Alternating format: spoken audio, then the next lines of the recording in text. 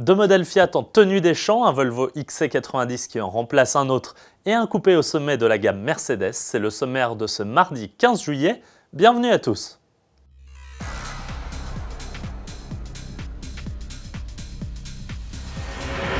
Pour débuter, direction l'Italie chez Fiat qui annonce l'arrivée prochaine de deux baroudeurs. À commencer par la Panda Cross dévoilée au dernier salon de Genève et qui nous revient en images dans son élément naturel, la ville. Et oui, malgré son look de baroudeur, la citadine reste avant tout à l'aise en milieu urbain. Pourtant, ses anti-brouillards additionnels, ses boucliers renforcés, ses passages de roues protégés et sa garde au sol surélevée n'ont rien d'artifice de parade. En réalité, cette Panda Cross est une version ultime de la Panda 4x4 et la campagne ne lui fait pas peur. 4 roues motrices, blocage de différentiel électronique, différents modes de transmission, elle s'affiche en vrai baroudeur. Proposée en diesel 80 chevaux et essence 90 chevaux, cette Panda Cross arrivera chez nous en septembre.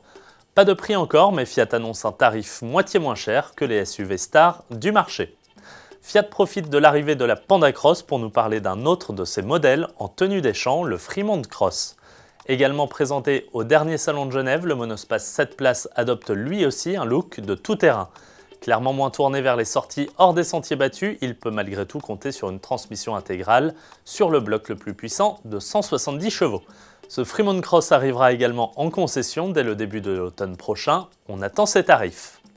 Pour refermer cette page baroudeur et 4x4, rendons hommage au Volvo XC90 de première génération, dont le tout dernier exemplaire vient de sortir de l'usine de Torslanda en Suède. 12 ans de bons et loyaux services pour ce SUV qui a en partie relancé le constructeur suédois sur la voie du succès. Dévoilé au Salon de Détroit en janvier 2002, il sera couronné dès l'année suivante du titre du SUV de l'année. Au total, ce sont plus de 636 000 exemplaires du modèle qui se sont écoulés, en grande majorité aux États-Unis.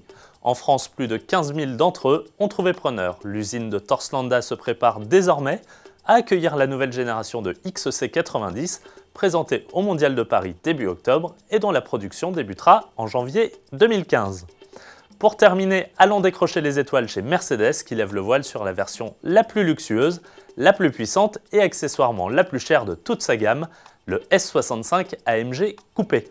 Cet énorme coupé de plus de 5 mètres de long est l'héritier du feu CL65 AMG dont il reprend la puissance. Le V12 6 litres biturbo développe la bagatelle de 630 chevaux pour un couple gargantuesque de 1000 Nm, de quoi propulser l'engin malgré ses plus de 2 tonnes à 100 km/h en 4 secondes 1. Le prix est lui à la hauteur de cette puissance et du luxe intérieur, 244 000 € en Allemagne, situant le coupé entre la Bentley Continental GT W12 et une Rolls-Royce Race. Merci à tous de nous avoir suivis et à demain.